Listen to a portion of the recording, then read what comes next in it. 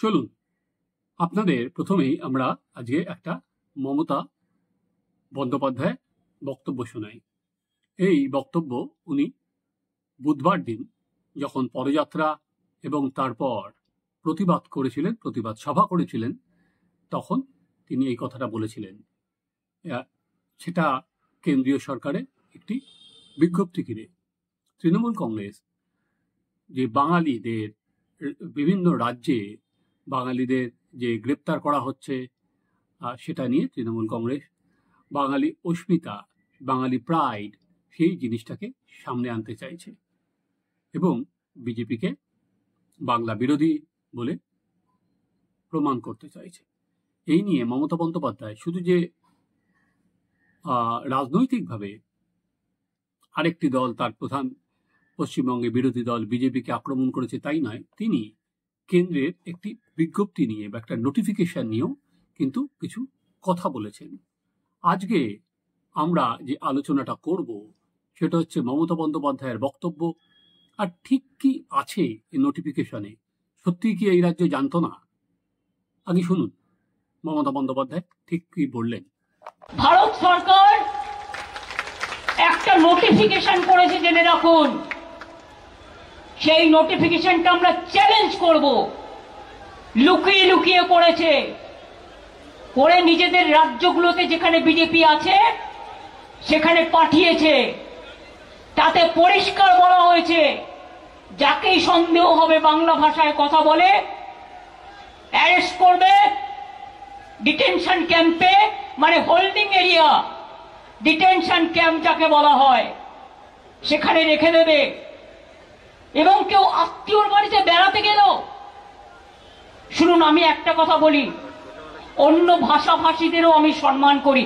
हम इज्जत करते हैं हर तरह हर भाषा भाषी को हम सम्मान करते हैं, चाहे हिंदू हो, चाहे मुस्लिम हो, चाहे सिख हो, चाहे ईसाई हो, चाहे बिहार हो, चाहे यूपी हो, चाहे राजस्थान हो, चाहे मध्य प्रदेश हो, चाहे पंजाब हो, चाहे दिल्ली हो, चाहे असम हो, चाहे उड़ीसा हो, चाहे नॉर्थ ईस्टर्न हो, हर भाषा को हम सम्मान करते हैं। हर इंसान जो इंडिया का नागरिक है हम उसको सम्मान करते हैं, लेकिन इसको मतलब नहीं होता है कि बंगाली का ऊपर आप अत्याचार करे, ये हम नहीं छोड़ेंगे।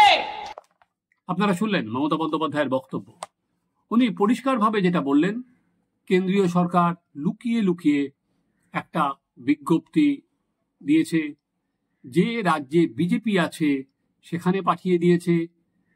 এখানে স্পষ্ট ভাষায় বলা আছে যে বাংলা ভাষায় কথা বললে সন্দেহ হলেই গ্রেপ্তার করতে হবে, তাদের ডিটেনশন ক্যাম্পে পাঠাতে হবে। অর্থাৎ বিজ্ঞপ্তিতে বলা আছে বাংলা ভাষায় কথা বললেই তাদের গ্রেপ্তার করতে হবে। আমি আগে আপনাদের বিজ্ঞপ্তির এই ব্যাকগ্রাউন্ড, এই মে মাসে এই যে বিজ্ঞপ্তি জারি হয়েছে, এর আগেও এটা হয়েছে, কিন্তু মে মাসে বিজ্ঞপ্তি কিছু ক্লারিফিকেশন করা হয়েছে। মে মাসে এটা জারি করা হয়েছে পোস্ট পেহেলগাঁওয়ে অ্যাটাকের পর।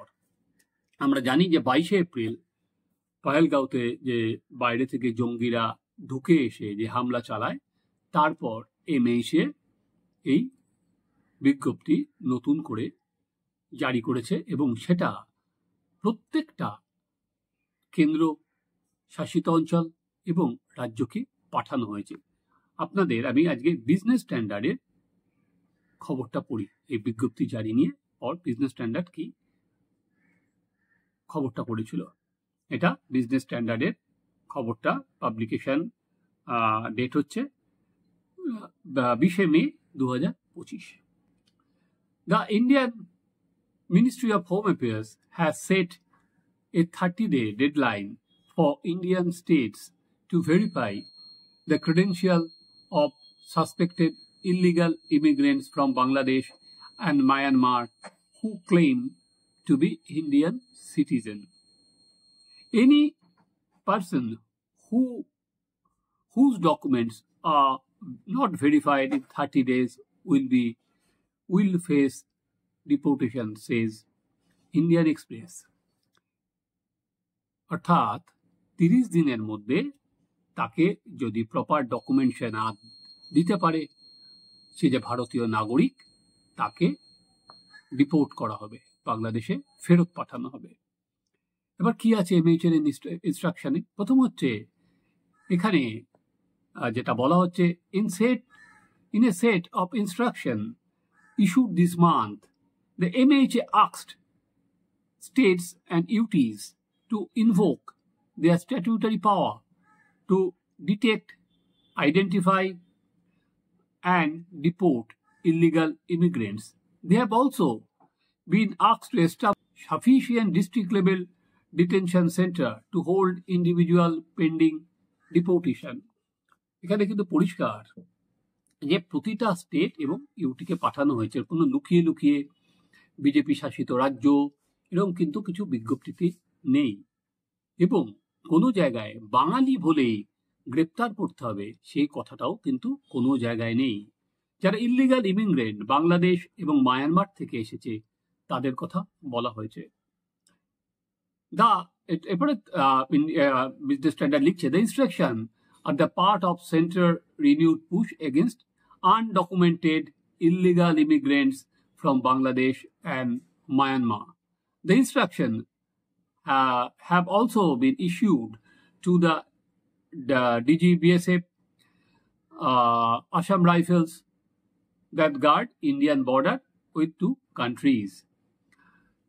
আপনাদের মনে আছে যে ফেব্রুয়ারি মাসে অমিত শাহ কিন্তু বলেছেন, action should be taken against any network that help illegal Bangladeshi and Rohingyas immigrants enter the country, obtain document and facilitate their stay.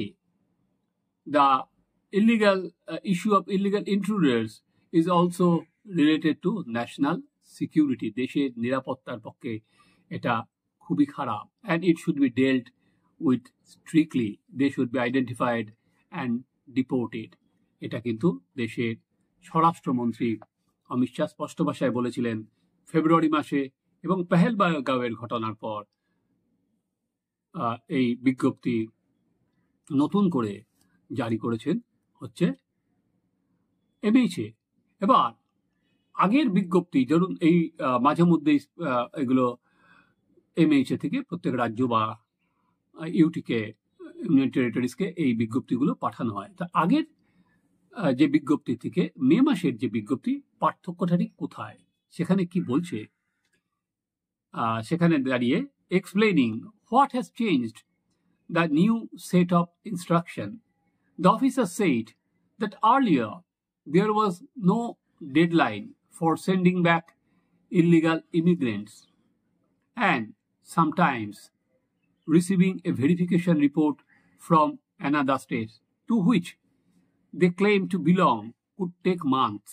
অনেক দিন সময় লেগে যেত। But now the center has asked states, UTs and district collector, district magistrate to ensure an appropriate credential report to send to the deporting state UT within a period of 30 days. এবার আগে যেমন কোনো সময়সীমা ছিল না, এবার 30 দিনের একটা সময়সীমা কেন্দ্র বেঁধে দিয়েছে। The suspected person for 30 days should be kept in the holding centers, যেটা মমতা বন্দ্যোপাধ্যায় হোল্ডিং সেন্টারকে যেটা বলছেন detention camp. If no report is received within the period, the foreigners registration office should deport them. এই বিজ্ঞপ্তিতে কোথাও কিন্তু একবারও বাঙালি কথাটা উচ্চারণ করা হয়নি। বাঙালি দেখলেই গ্রেপ্তার এরকম কোথাও কথা বলা হয়নি।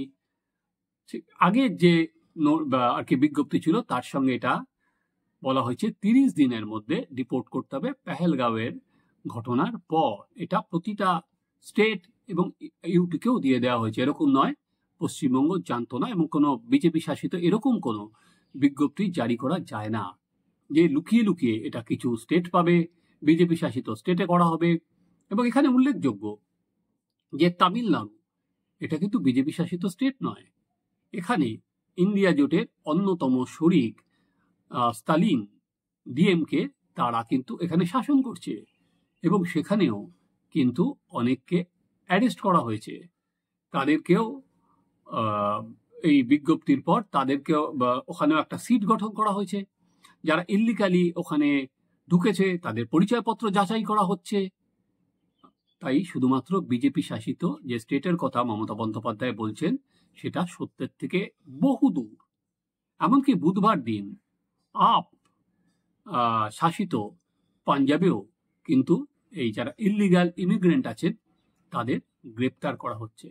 তাই মুখ্যমন্ত্রী জনসভায় যে কথাটা বললেন, কিন্তু বিজ্ঞপ্তি যে কথাটা বলছে দুটোর সঙ্গে কিন্তু বিস্তর ফারাক, কোনোটাই কিছু মিলছে না। এবার আসা যাক, the bureau of immigration has asked to publish a list of deportees on public portal, আর কি কতজনকে পুশব্যাক করে পাঠিয়ে দেওয়া হয়েছে। The data will be shared with UIDAI, the Election Commission and the Ministry of External Affairs to prevent the issuing of other IDs, voter card or passport to such individual in the future. If such documents are already held by the illegal immigrant, these documents can be deactivated and the linked benefits discontinued. Several instances of people identified as foreigners from Bangladesh and Myanmar being pushed back into their countries of origin have been reported recently. This is a different form of formal deportation or handing over to foreigners to authorities in their countries.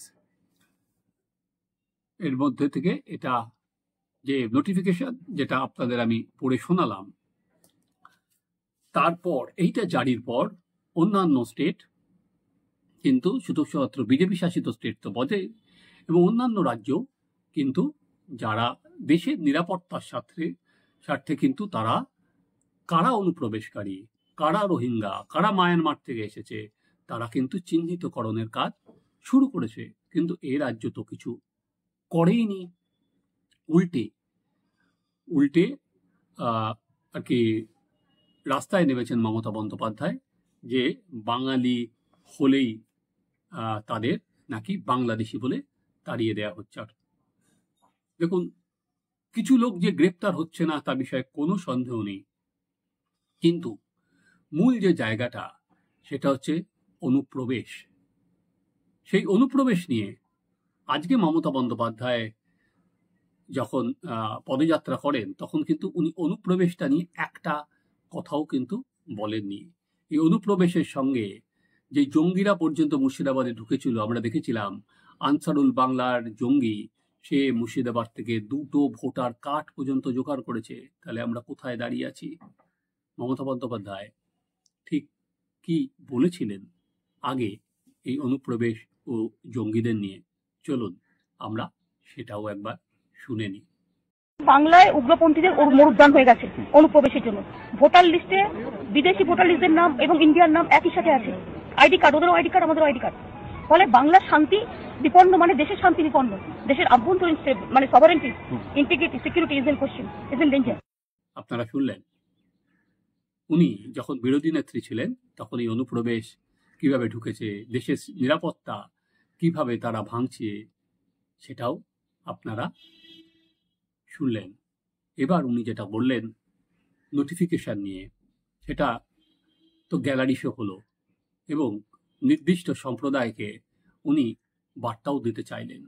কিন্তু তারপর যেটা দেখার সেটা হচ্ছে সত্যি কি এই রাজ্য সরকার সেটা চ্যালেঞ্জ করবে যে লুকিয়ে লুকিয়ে দেওয়া হয়েছে। চলুন আমরা সেটার দিকে লক্ষ্য রাখবো। আপনারা দেখতে থাকুন আমাদের চ্যানেল সাবস্ক্রাইব করুন, আপনাদের মতামত জানান।